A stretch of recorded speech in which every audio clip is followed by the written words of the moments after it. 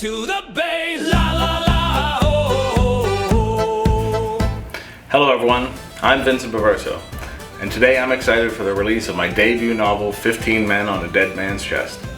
This isn't your typical pirate adventure. Set 400 years after the Great Cataclysm, we follow Jonathan Greenleaf, cartographer, as he maps the decimated coasts. To help celebrate, I'm going to read chapter 1, so sit back, grab a cup of rum, and enjoy.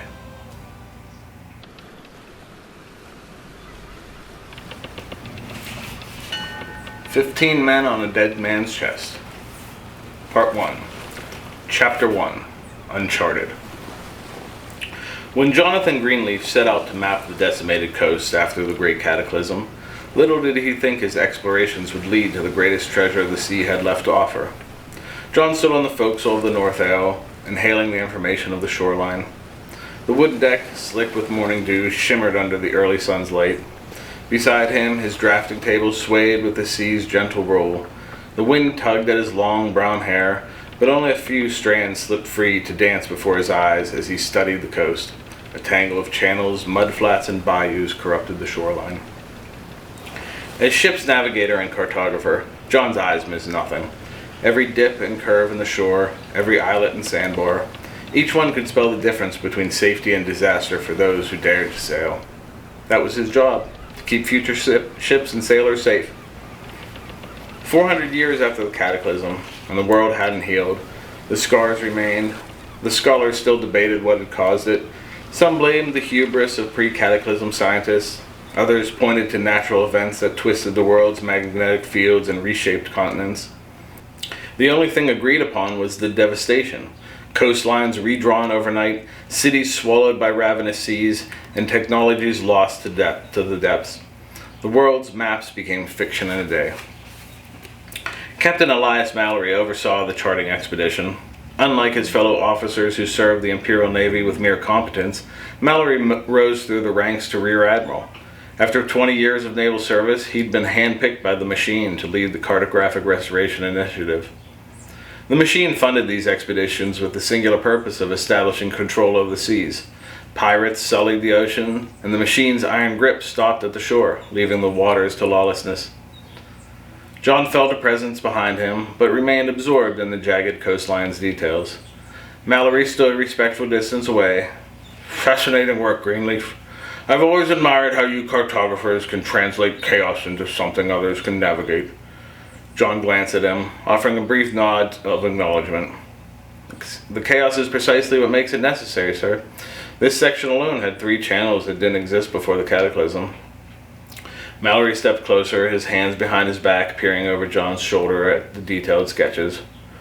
"How much longer before we've mapped this stretch?" "With favorable conditions, perhaps 2 more days," he made a notation in his chart. "These mudflats extend further than expected. They'll be treacherous during low tide." Mallory nodded, scanning the intricate details John had already committed to paper. The captain's weathered face betrayed no emotion, but the slight upward curl of his lips suggested approval.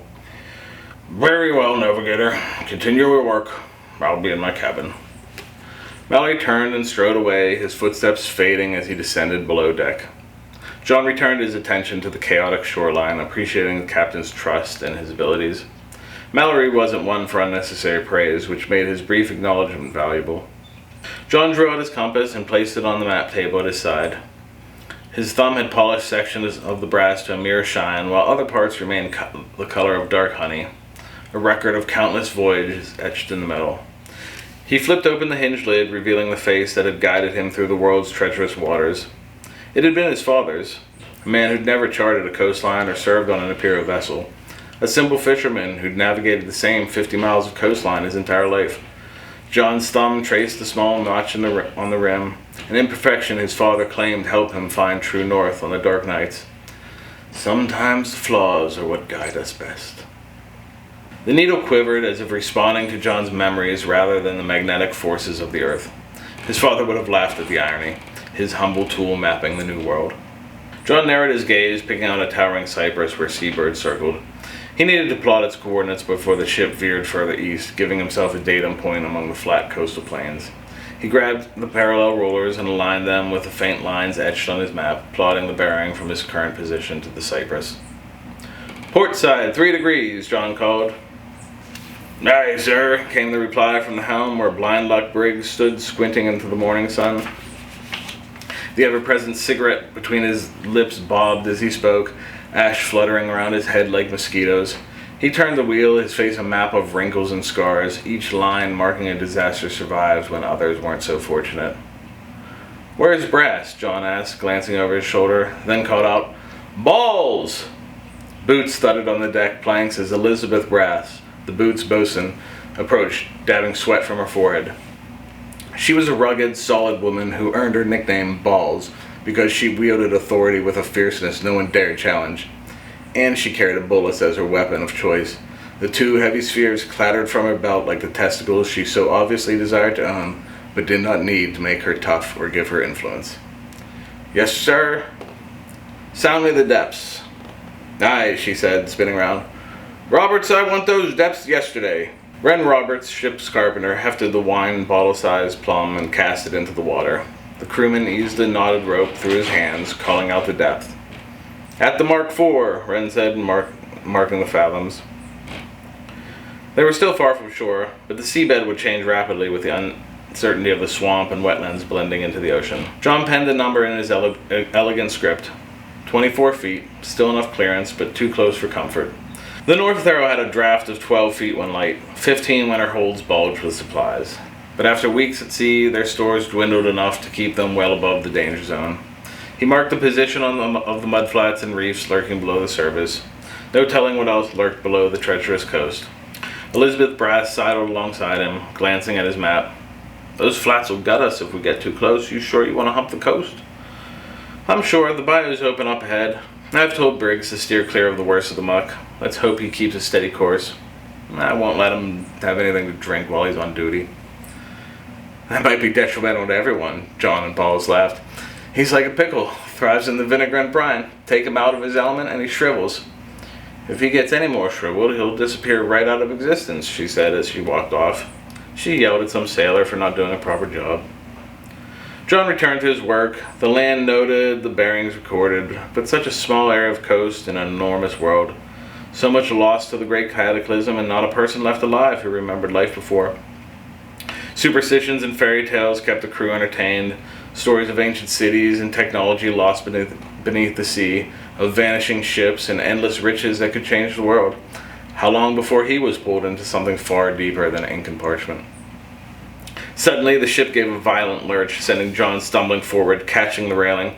Shouts rang out from the crew below deck. The ship groaned, and the sound of wood scraping against something hard and unforgiving echoed through the hull. "What in the shit and piss was that?" Briggs said from the helm. Sailors clambered over the railing, looking for the source. Balls squinted towards the crow's nest. "Watchman, what do you see?"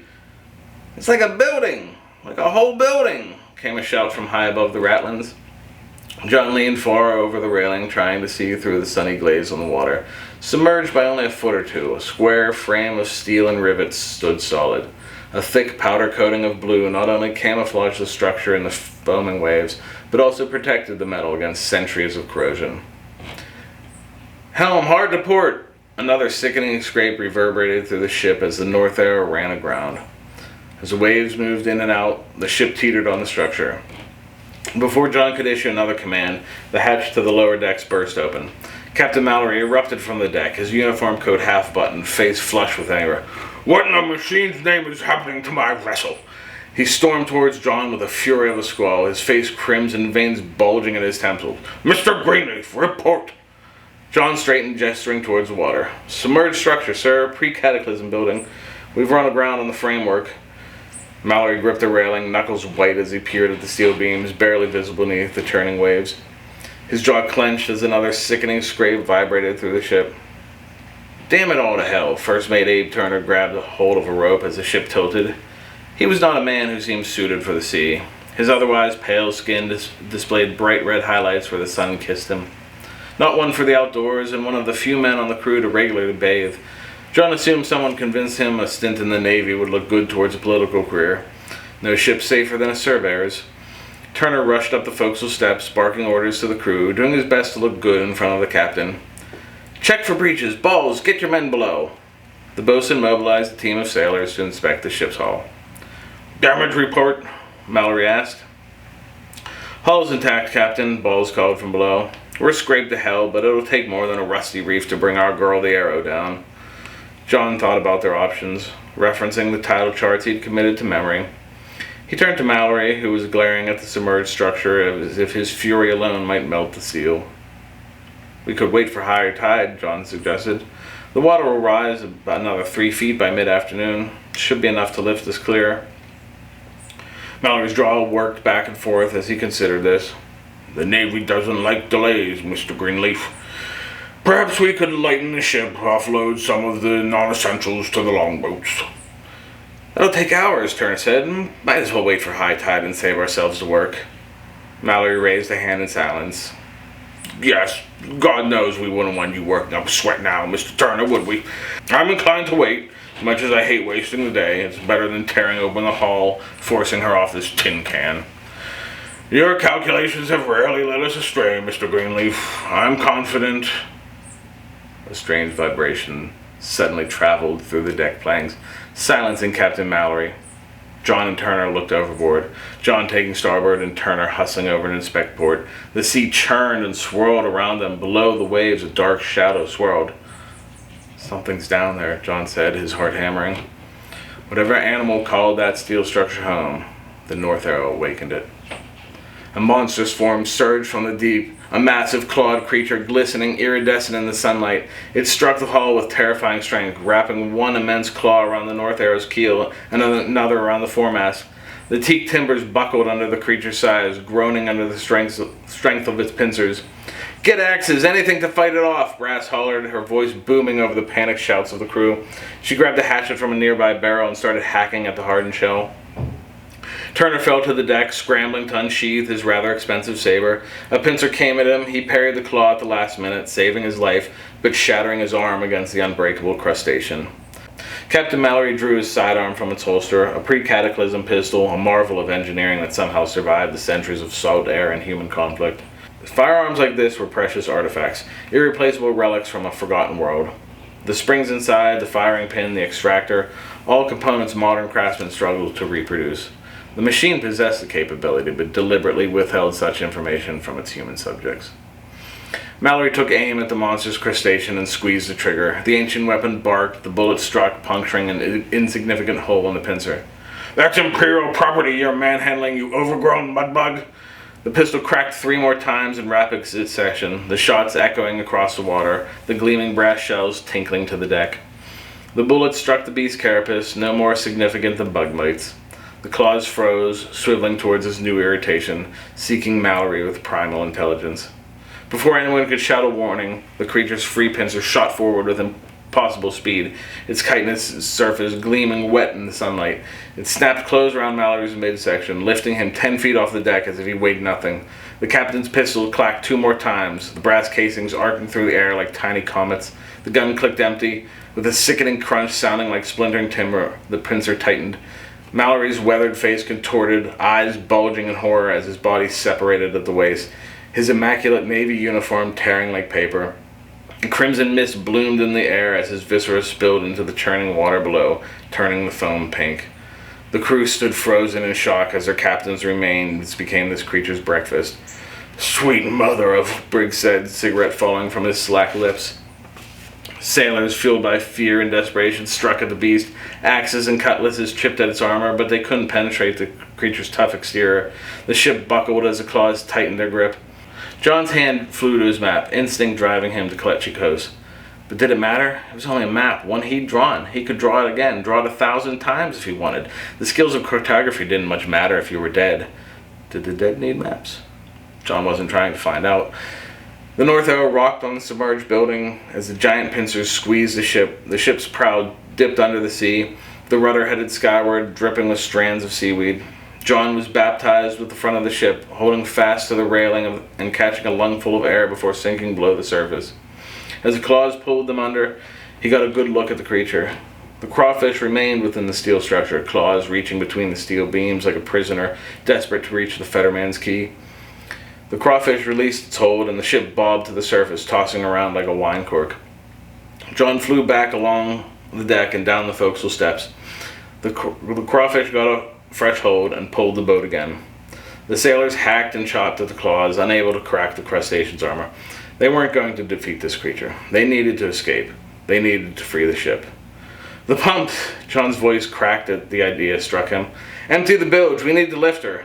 Elizabeth Brass, already ahead of him, grabbed two seamen by the collars. You heard him, get those pumps running or we're dead. The crew jumped into action at Balls's command. The men practically fell down the steps. John dove over the fallen and rushed to one of the bilge pumps. In the bowels of the vessel, the ship groaned like the stomach of a man who hadn't eaten in days. Two sailors were at the first pump working the handles. John started working the next in the sequence.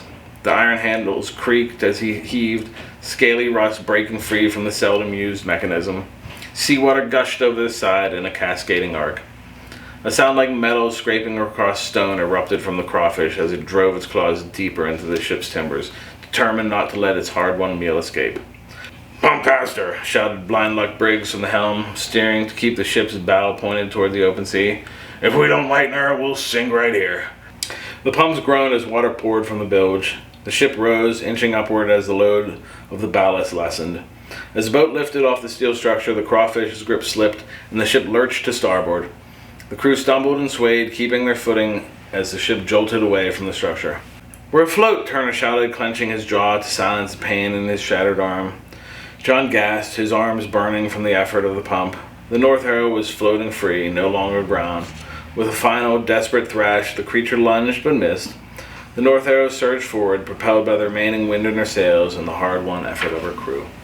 The monstrous crustacean retreated into its steel prison, dragging the remains of Captain Mallory to consume at its leisure. John collapsed against the pump room wall, his chest heaving, the map clutched in his hands. The other sailors were all panting and winded. Some lay on their backs, their stomachs rising and falling like waves in a storm. They escaped with their lives. Captain Mallory was cast down. His naval career concluded with a final offering of blood. This has been Chapter 1 of 15 Men on a Dead Man's Chest. I hope you enjoyed it. If you want to go further, it's available through Wild Rose Press, wherever books can be found.